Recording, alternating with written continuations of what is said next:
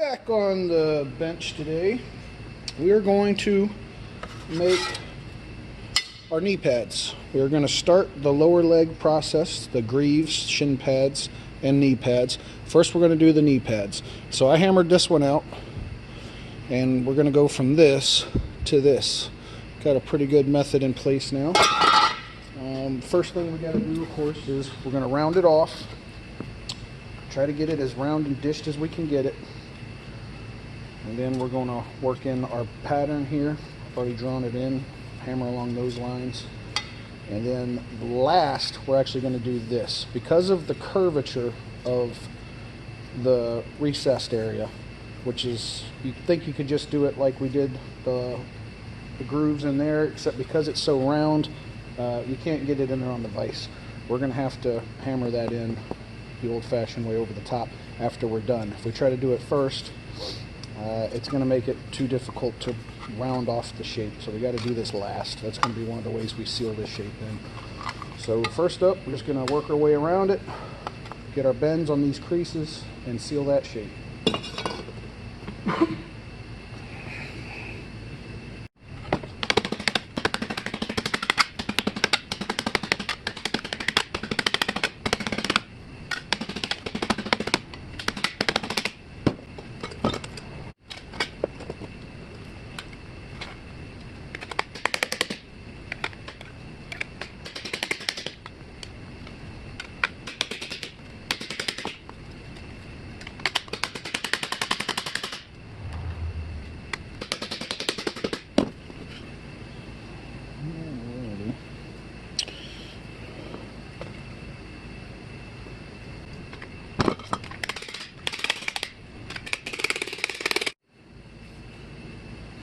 So that easy, we've already got the basic shape locked in, or not locked in, but we're on our way.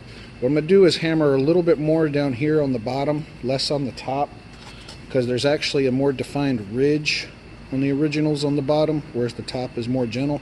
So I'm really going to hammer that in there. I'm also going to need to dish this more.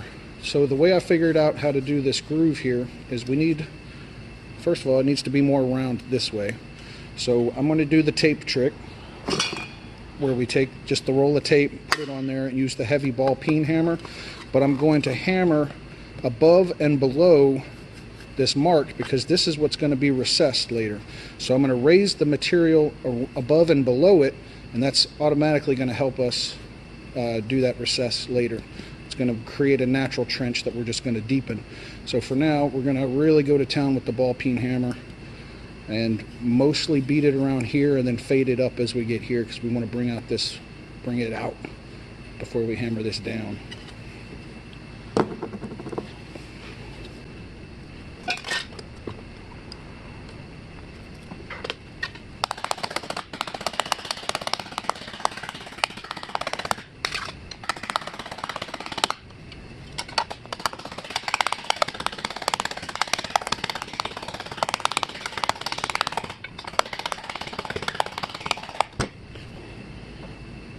So now you see we're starting to dome it out, except in the middle.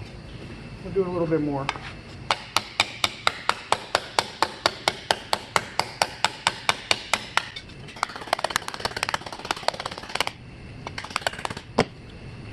This process also helps us round off this side too. Not too bad.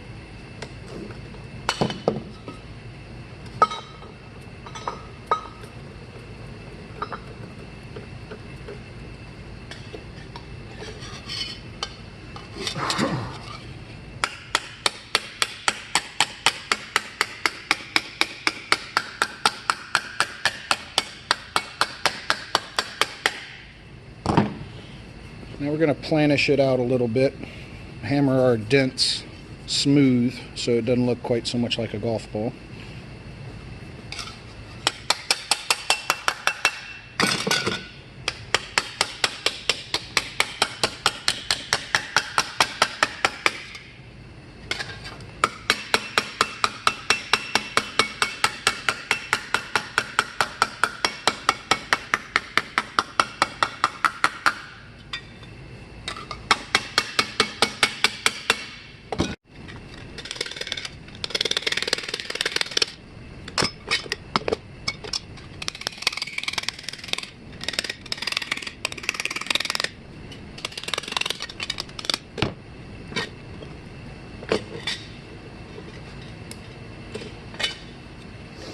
lock it down.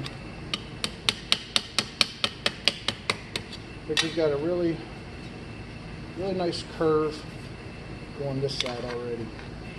So we're going to clean up this side, the vertical curve, but we're going to lock our shape down right now. We're going to make sure we get it.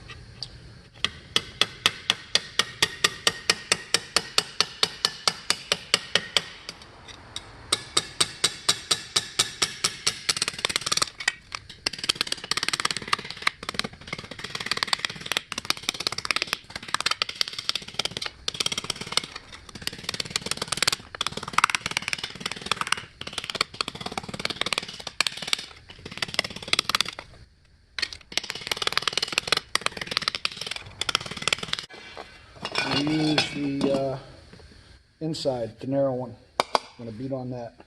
So we already got, like I said, after the ball peen hammer tape trick, we've got a little groove here naturally. Hopefully we can feel it right away where we want it to go.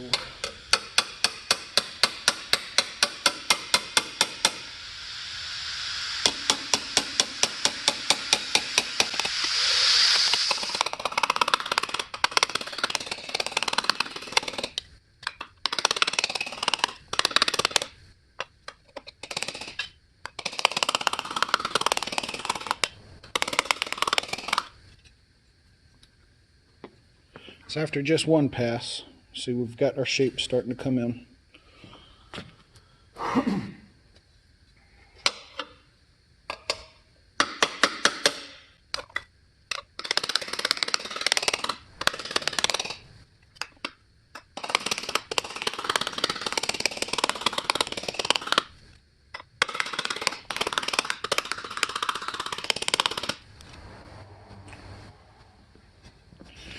So while we're hammering, I'm hammering in there, and then I'm hammering it on top on the edge there to try to set the lines up top too.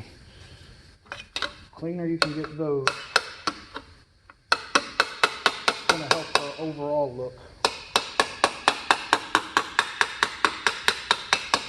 Make the indentation more pronounced.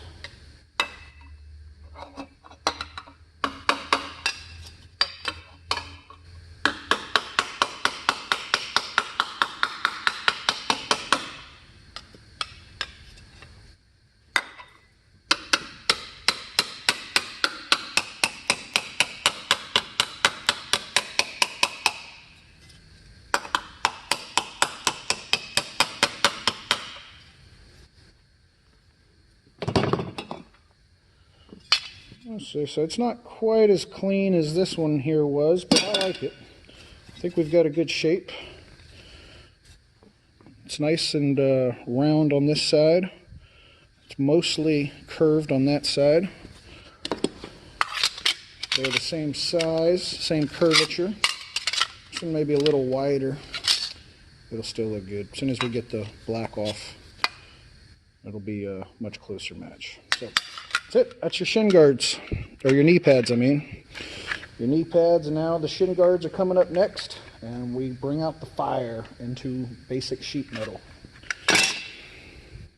Now we are going to anneal some aluminum. A lot of people do it with a propane torch. I actually have a propylene oxy setup to be able to do it there, but I think I'm going to try just to do it old-fashioned style, sort of a coal forge, even though it's not really coal, it's going to be wood. I don't have the little crank to make it hot. My son is extremely excited to anneal some aluminum. He's found us our kindling, our little sticks and twigs that we're going to get started with. You just got to break these up. Say, we don't have the little hand crank to make the fire hotter like you would in a traditional coal forge, but for aluminum I really don't think we're going to need it. In steel, to get the crank going, to get the metal up to red hot, is just way past where aluminum would have melted into liquid and been useless to us. So we're going to try to do this thing, and hopefully it'll all work out. Knock on wood. So we got a little wood fire started. Not sure how big it'll get or how big it needs to be to anneal what we need to anneal, but give it a go. Should be fun. All right, so here we are in front of our fire. My son has been watching a lot of Forged in Fire, and he's looking forward to hammering something out into a knife shape. We're starting with aluminum. And I, of course, have got my Greaves, my shin guards, calf guards, things like that. So the fire is nowhere near hot enough or big enough at this point. We've got some big pieces going. Probably going to lay them out. So the gist is we're going to burn these. We're going to put them in the fire. We're going to give them the cold water quench. Now for steel, you put them in the fire, you get the temperatures up, it gets red hot, you give it an oil quench, you work it, you get it blue hot, you give it a water quench, and in between it's fragile, but after the water quench it hardens. Aluminum can't play around with any of those temperatures. It's going to melt very quickly if it gets too hot. So one of the tricks that people have been using to anneal aluminum is to use like a candle or a flame that'll make soot. And when you put soot on the piece, the soot will disappear, and that lets you know it's the perfect temperature to give it the water quench, which makes it soft. So aluminum is very, very, very different from steel. If you don't have a candle or you don't have the patience, Terry English, actually, the guy who made the original armor, hipped me to this trick, is you put Sharpie markers, Sharpie brand markers on the aluminum. Is very similar to putting soot on it. So when the Sharpie is heated up enough that it disappears, then you know the aluminum is hot enough that it can be quenched and therefore annealed and made softer so that you can work with it. So this entire time, of course, we've been working with aluminum sleds that are partially dished, and they're 18 gauge as I recall. These pieces that I found here, I made out of 14 gauge aluminum. This is actually really thick, and which they're also really flat, which is why I want to actually anneal them, unlike most of the other stuff. Now, of course, you can do this with just sheet metal. That's the way the originals were made. It's the way the master still does it. My trick to use aluminum sleds is just kind of a cheat. And this is the proper way, you might say. So we're gonna build our shin guards, our Greaves, the proper way. We're gonna anneal them as soon as we get this fire a little bigger, a little more even to be able to put a large object in it. We're gonna hopefully, it's the first time I've ever done it, so cross our fingers, be able to watch the Sharpie disappear. We're gonna give it the old water bath, and then it's gonna be nice and soft and ready for us to hammer. So after the first quench, this is pretty wild. Just to show you guys, Tice, go ahead and try to bend that with your hands. Can't do it, right? Pretty tough. All right, there you go. That's enough. Now bend this one with your hands.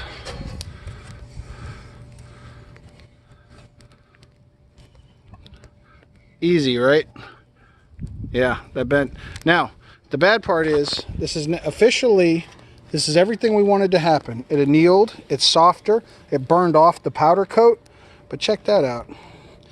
That is just a crack that came from the annealing process. If he works with it, it's going to end up to here.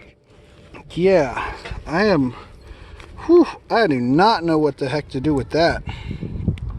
That is not from anything I hammered or anything I did.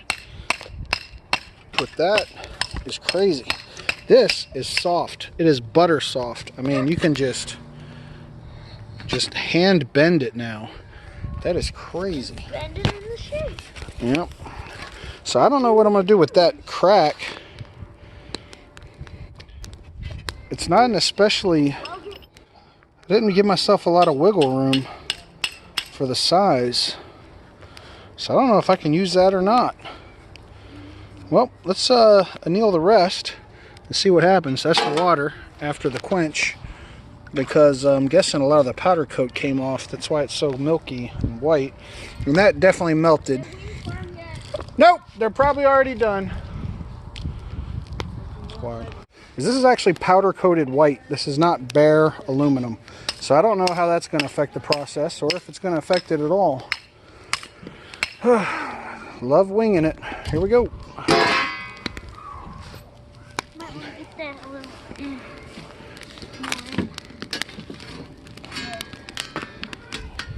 So I don't know, I guess I'm gonna burn it this way a little while and flip it over. Burn it the other way. It says sheet metal, so it should not take nearly as long as that last aluminum solid rod did. But, whew, it's pretty wild. So my hope is that it's gonna burn off the powder coat. I did a little Googling on that, and the powder coat apparently will come off before it turns to liquid, but whether or not it comes off in an appropriate so really, the manner. powder coat could work like the marker. It could. We could have used maybe just the powder coat and trusted that to come off, but who really knows? So already the powder coat is starting to burn, which is a positive sign for me because I want this powder coat gone. Or it could just be a different way of showing how it gets annealed.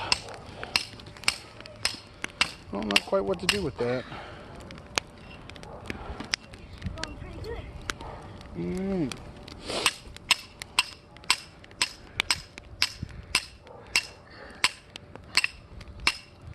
One thing to point out in general, my son over there working on his, trying to make it into a flat edge that he can make a knife out of, is that aluminum, after you anneal it, it stays annealed. It's just soft forever until it gets work hardened.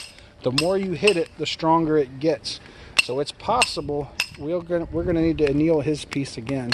Pretty sure these we are not gonna need to anneal again because when we hammer them, they're gonna be in the shape we want. That's it.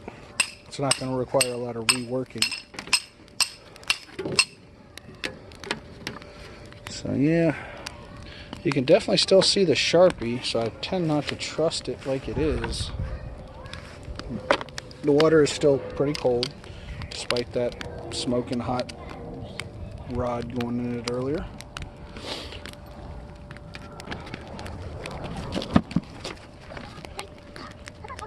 Alright, so that's our piece of aluminum.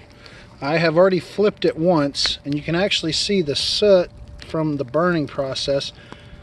The Sharpie has already disappeared in half of it.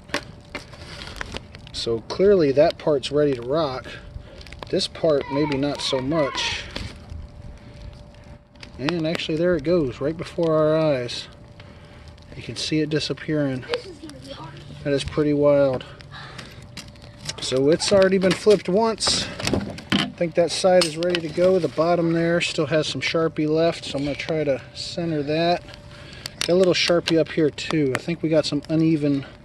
Oh, there it goes. There goes the bottom. So we might have some unevenness, but we've definitely got the Sharpie has disappeared. So let's quench this sucker.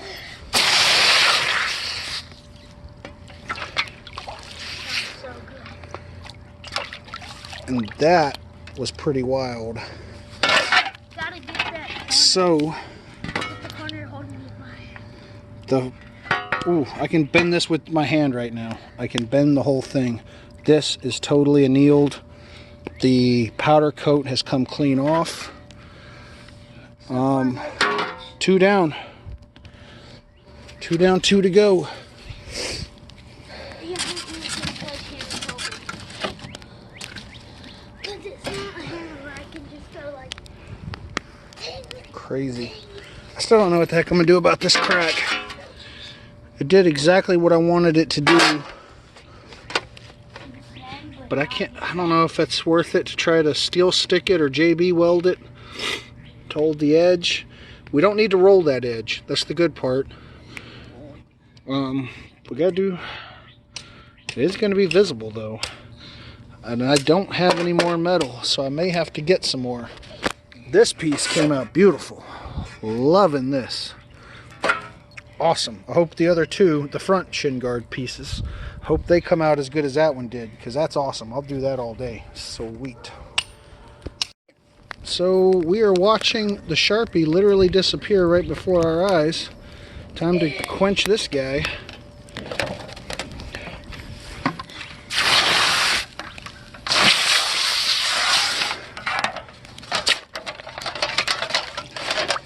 Fortunately, this guy's a little bigger than our bucket. Oh, So I think it went well. No cracks. No cracks. Personally, that's all I'm. Alright, so got my son still hammering on his piece. I'm probably gonna have to re-anneal that. And my wife just came down. Try to have her say in this whole process. Good times all around though. Family fun.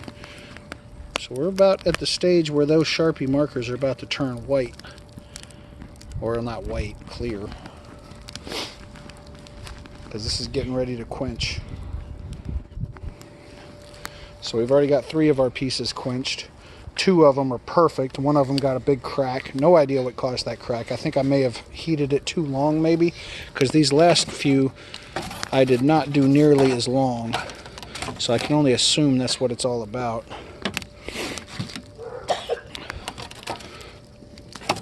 And obviously the main takeaway here is, if you were wondering, is a regular campfire enough to anneal aluminum? The answer is yes. You can absolutely anneal aluminum with nothing but a few logs. You don't need any fancy torches or expensive things. And it's soft. You just saw me bend that with my hand.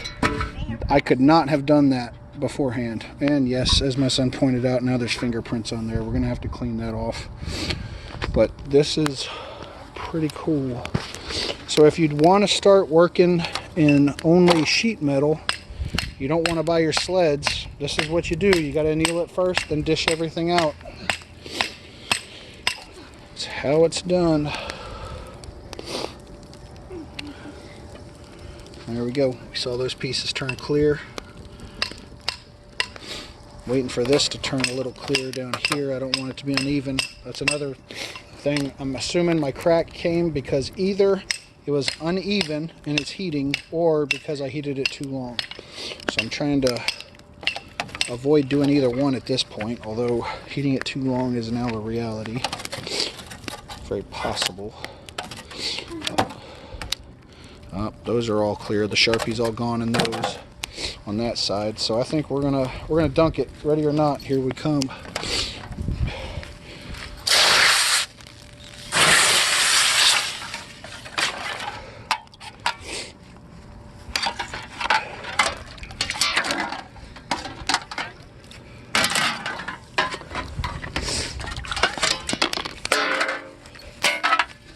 And it's already cool to the touch, and it is already soft as butter. This is completely annealed, man. This was a smashing success. We're going to start our shin guards, the hammering process now. I've gone and done a couple of them. The back calf is going slowly. I worked it to trying to get a bulbous area for the big calf in the back, and then have it curl out and up as you get towards your ankles. And as you can see, I'm well on my way to getting that shape, but I guess, you know, like we said, aluminum, it gets work hardened. The more you work it, the harder it gets. I literally could feel it getting stiffer and stiffer with every hammer strike. And as you see, there are a lot of hammer strikes trying to get this shape. So I think I'm going to have to re-anneal it. So as I've come to understand, you certainly can throw it back in the heat, get it back again soft, and then finish it off. There is a lot less complex shape in the front shin guard. You just need to get the top curled away from your skin, get the bottom curled away from your feet. Would like to improve this a little bit maybe, but overall, just get the bigger area on the calf and the flatter area on the outside of your leg. And I'm not displeased with this. I think this is a good start. So this is what the 2 goals that we're going to try to get to. So I did these off camera, and I'm going to do their pairs, their partners on camera. The best method I could figure to get sort of 2 areas, one high and one low, where I could hammer out the middle, was actually to use a combination of my ball hitch with the short dome that I made over the top, and just clamp them down together. So I'm sure a fancier blacksmith, a professional, would actually have something more with more various bulbous shapes on it. But this gives me my negative space and my positive space. This slides out back and forth, but this is actually held in pretty tight, so hitting it down isn't going to change it all that much. So that's actually how I did this one, is by beating the top around and then beating the bottom ankle into the gap, trying to push this area down. And that works pretty good. All right, so I've decided to make this the one on the right. This is the one where I had my crack. I'm going to trim it a little further down here. And this actually is not that bad, because when it connects to the shin guard in the front, because it goes inside it, there's actually a groove cut out where the leather connector is going to be the hinge. So I think I can position this pretty close to be exactly where I need my hinge to be, so this crack is not going to hurt me at all. Like I said, I'm going to trim it. I've trimmed it out to make it softer on the edge, so there's no hard edges, there's no hard cracks, so it's less likely to crack again, and I'm going to trim it down. Just a quick piece of advice: make sure you decide when you're doing this, hopefully you can tell that one side is intentionally higher than the other. You know, if it was even, it'd be like that, but this side is up. In the original design, the side that is up is the side with the buckles that goes on the outside calf to come around. So when you decide which way you're going to start doming these and hammering them down, don't make two lefts or two rights. You know, you got to make sure that you have one that gets domed around this way and your other piece comes this way, because the peak side is the outside. So there actually is going to be a left and a right shape. So watch out for that, because in this stage they can look very identical and you can accidentally hammer out two of the same. So make a note of that before you get started. So I've gone and decided that this is going to be my right side. I'm going to utilize that little gap for the leather strap. This will be my high peak. It means I need the other side, my peak, on the left. So I do want to hammer this down this way. If I mess around and hammer it down this way, then I end up with two rights. So right now I'm going to work on that.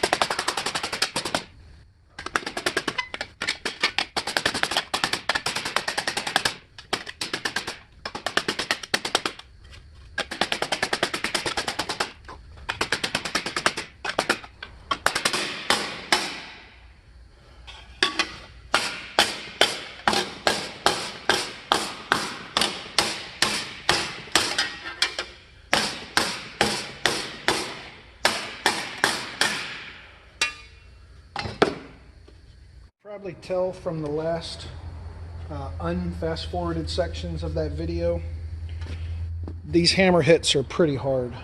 You got to try to really impact them and move some metal. So we're starting to get our shape. Once we start curving it in, it's going to start disappearing, but we're going to have to try to maintain it while we curve it in. And we also got to start bringing the top in. Can't just hammer out the middle of flat and make a U shape. We do have to bring it over the top. But once we start curving the U into here, it'll straighten out a little, and then we can start planishing it.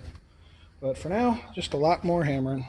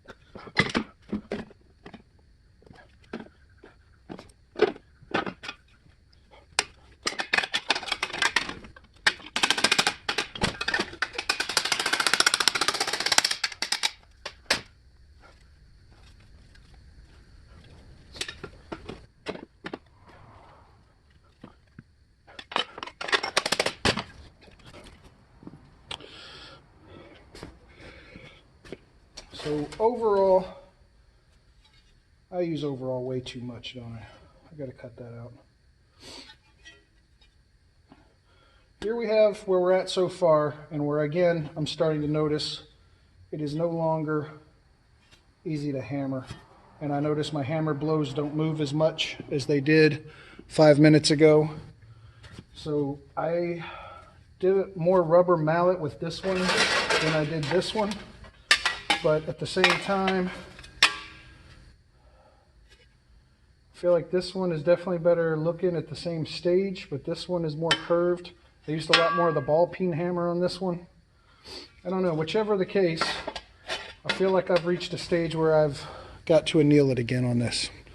So back into the fire, these two are going to go quite a bit later. So now we're going to work this into this, make that happen.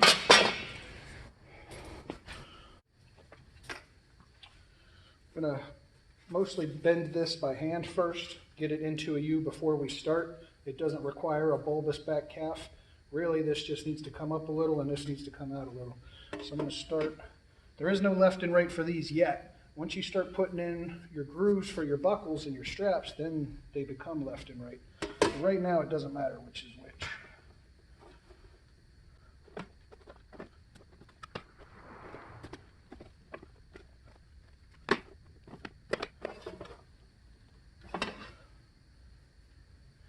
The other thing that's going to decide if this is left or right is going to be which one keeps the subtle curve and which one gets the high round one before it gets subtle.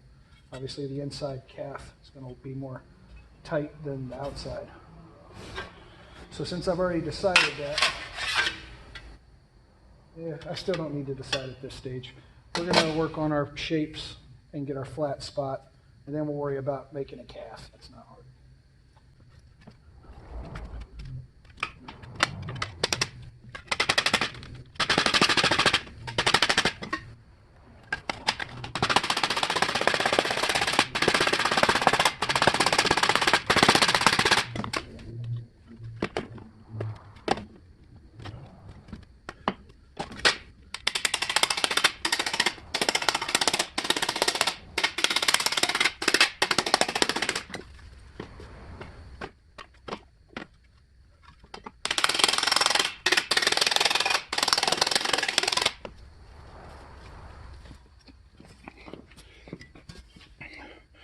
See, that part is easy.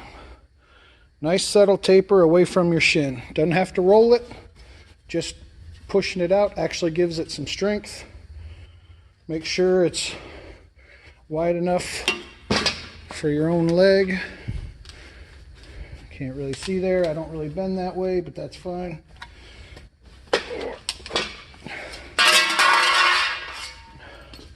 And we do the same thing for the bottom, but even a little more extreme. We'd like the curve to come up higher.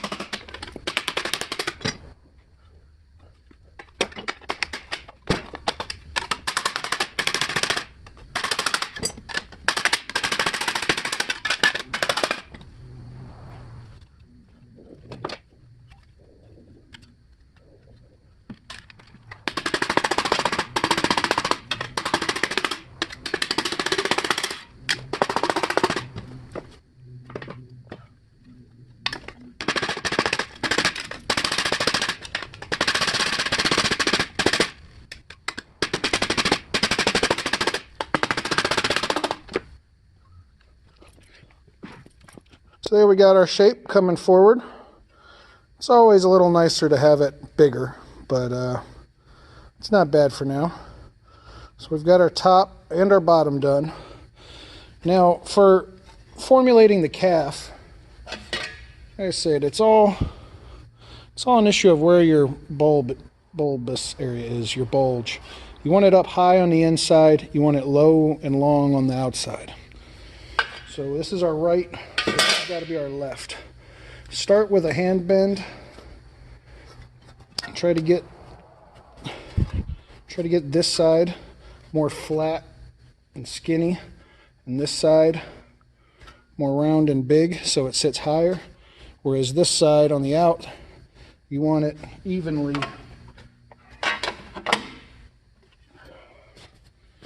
So that's super crazy rough. And you can massage those shapes on your former. Okay, now that we've got just the super rough shape, we can put in our lines. The one thing you got to remember is make patterns. Not because you think your pattern is so crazy accurate and better than everything else, just so that your two sides match. If your sides match, you're almost never going to be going wrong with that.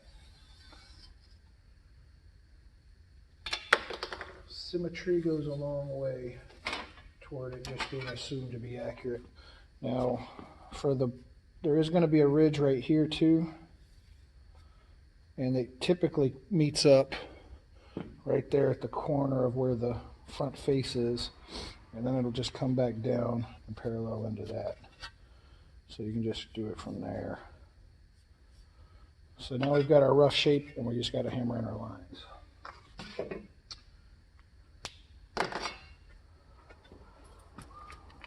I'm going to be using the edge of my anvil at an angle and the rubber mallet.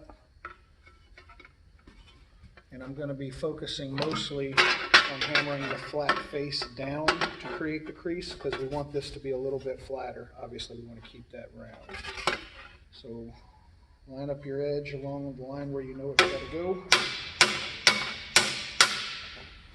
And as soon as you see it start to go, then you're going to have a better idea of where your line is as you move to your next strike.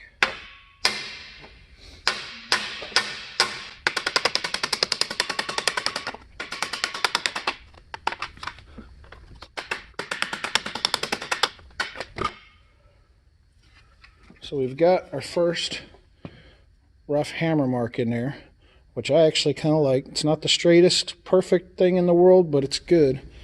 And it doesn't need to go all the way down, because like I said, you're going to have a ridge here where it terminates anyway. And it doesn't need to go all the way up. You don't want to risk damaging your curvature here, because this is all going to be covered by a knee pad anyway. So you just want it up high enough to where the knee pad's going to start. Maybe I'll go a little bit higher than where I did, but certainly not much. You don't want to risk damaging your curve to make a line that nobody's going to see.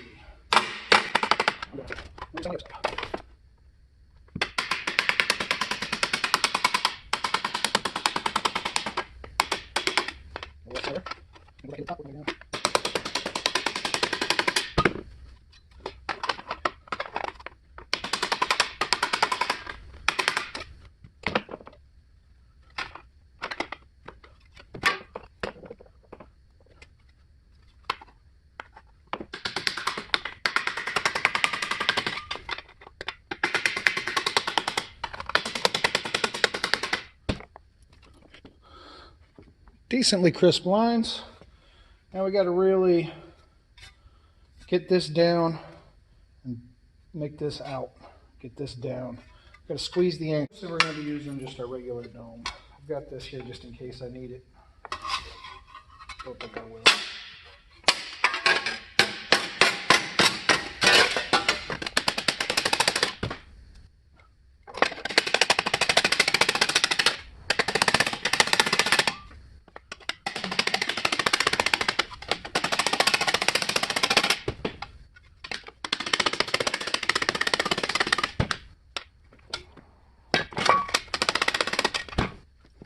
Oh, that part was easy.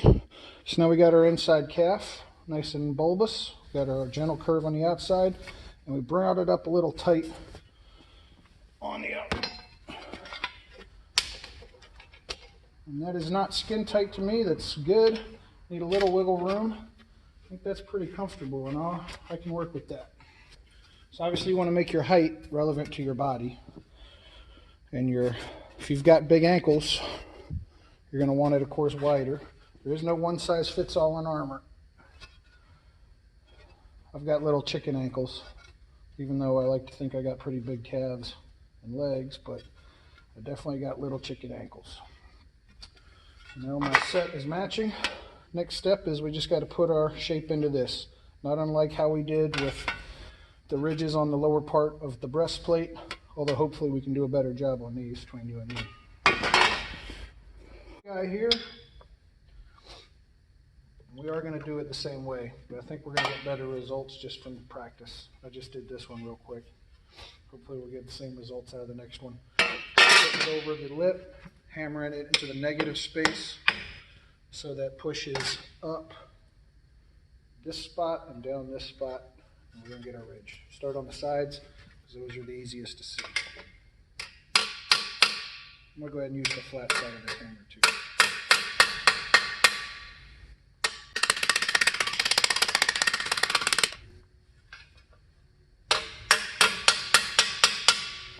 After the first pass, don't be afraid to put a little force in there.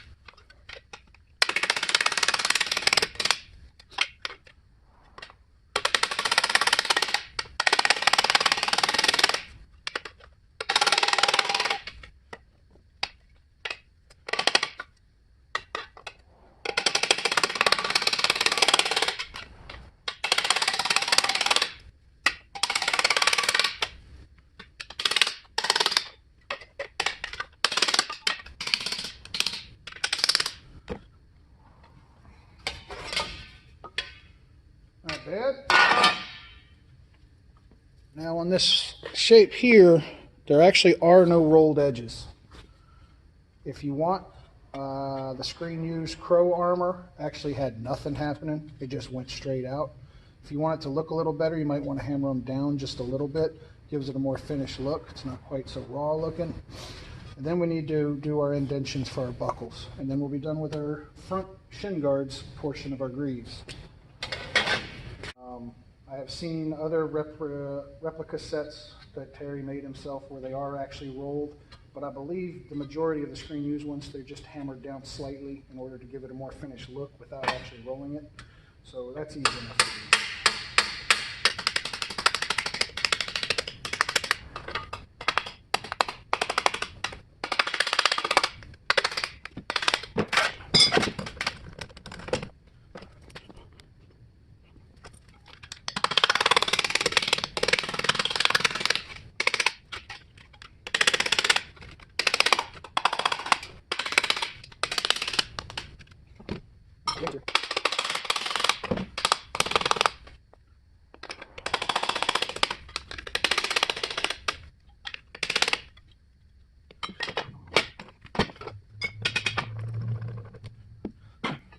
Alright, so now we are just going to give them a gentle tap down to clean it up.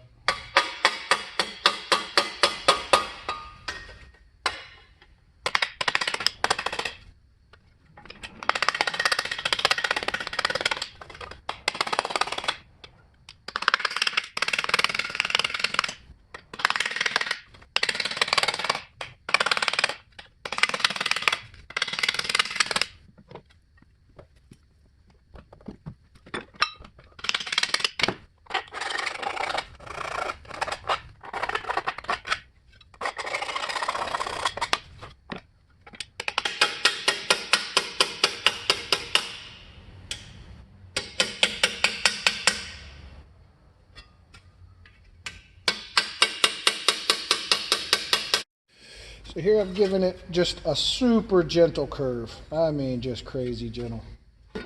And to me, it just looks more finished.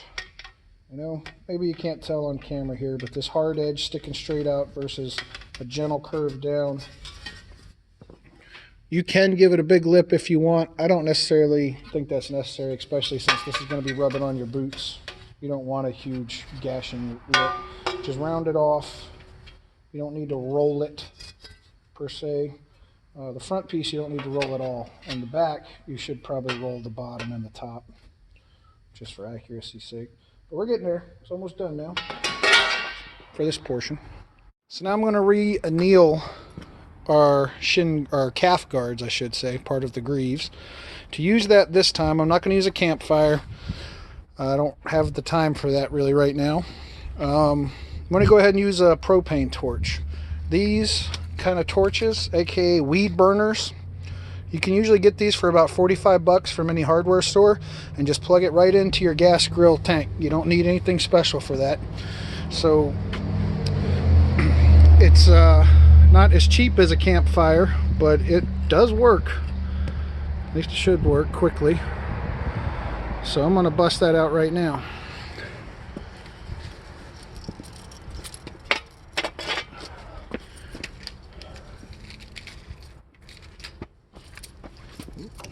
Almost couldn't find that. Turn the tank on. Turn your knob on just a little bit. Doesn't take much.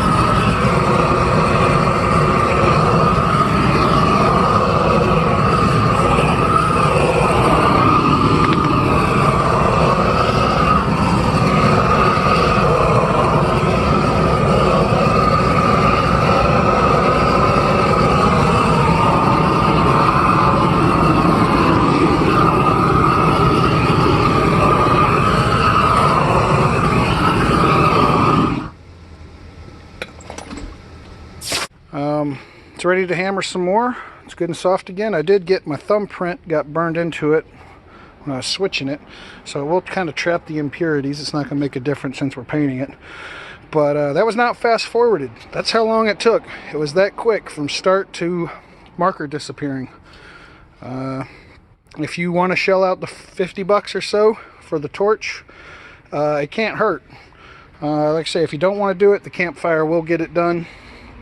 But that was fun.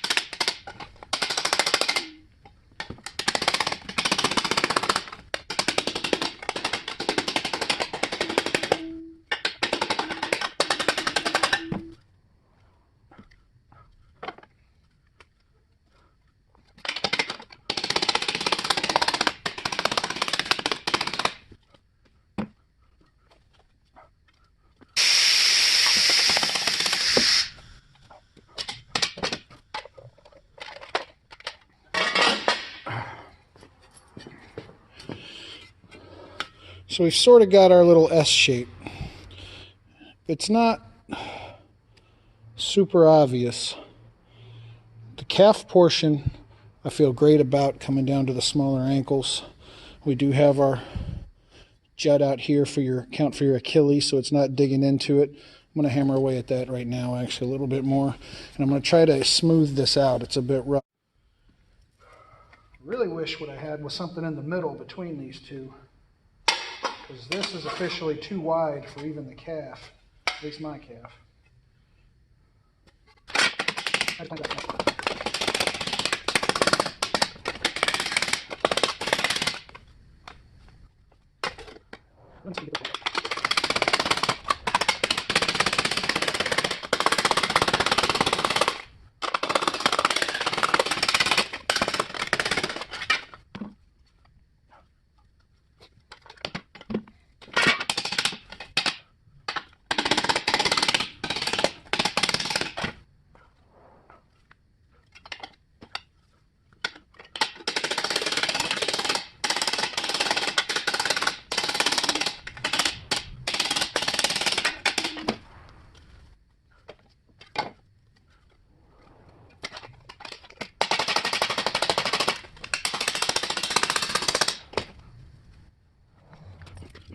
Yeah, it's a little better.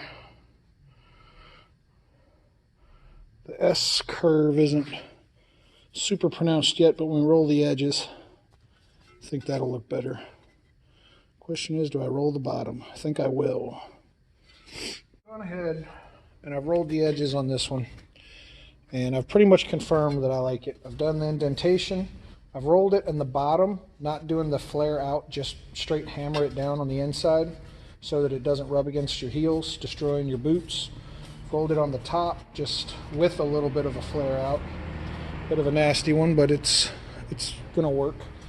It's fitted to my size. It is really firm again already. Whatever we gained by annealing it, we've lost by now. Now I'm gonna go in and do this one and roll these edges. This one is quite a bit uglier than this one still. I'm not sure exactly why. I feel like I did them the same way, but this one's just, it's got more hammer marks, but it's still smoother. This one's got more rough. So I'm going to work on that too, but I'm going to roll the edges to secure our shape, because overall I'm happy with that. We got a little subtle at the top, but it does flare out at the heel, so we're all right there. So now I'm just going to roll the edges. There's nothing terribly crazy.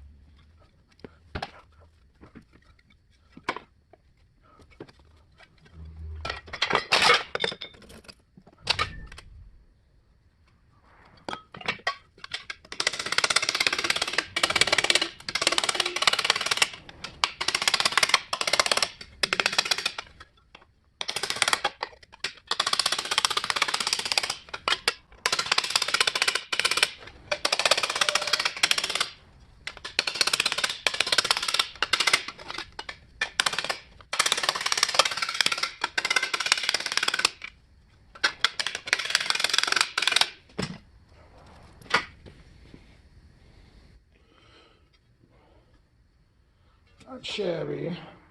Pretty hideous there at the top, but I mean, it's strong. It's a good calf shape. Should be comfortable on the back of my Achilles. This one still just looks more round and even than this one, but same size, always key. And we just got to fit them.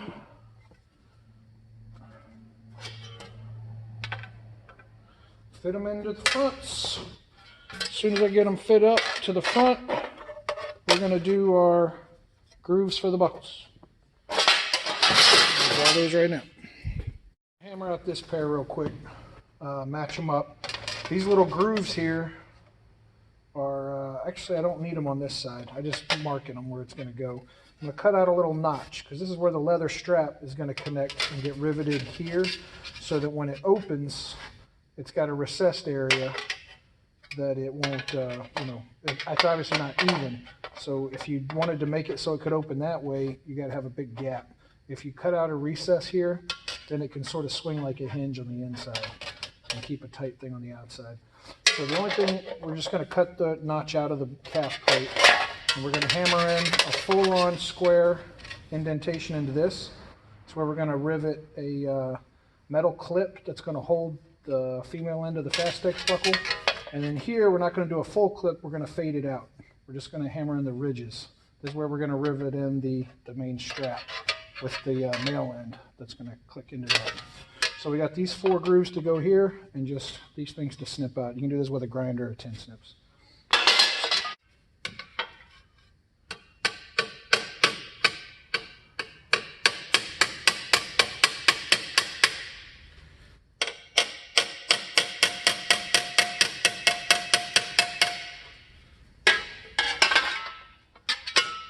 It's just what we did with the side rib straps, only smaller, because they only need to be 1 inch instead of 2 or 1.5 with wiggle room.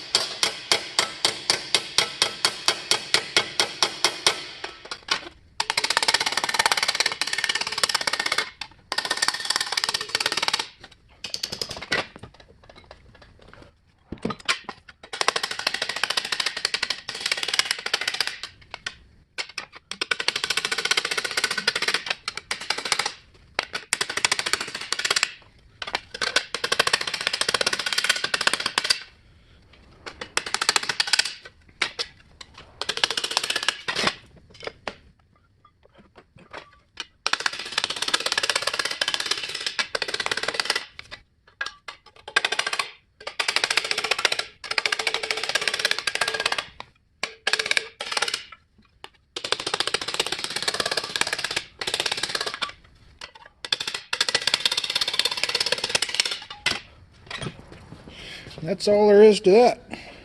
So we got this one with the fade. Starts with our hard edges that taper out into the regular calf piece. This one's got the more square chunks taken out. You can see it better on the inside, where the 1 inch clip is going to rest inside of. Same as on the rib pads, like I said, but smaller. And we're ready to start drilling holes to strap up. And we are done with the construction phase. After this, there's going to be some fine tuning. There's going to be some, making it fit your body a little better, make things fit together a little better, make things more comfortable. But that's it. We're done building. So we're done building with the hammer and the metal and the vise and all that.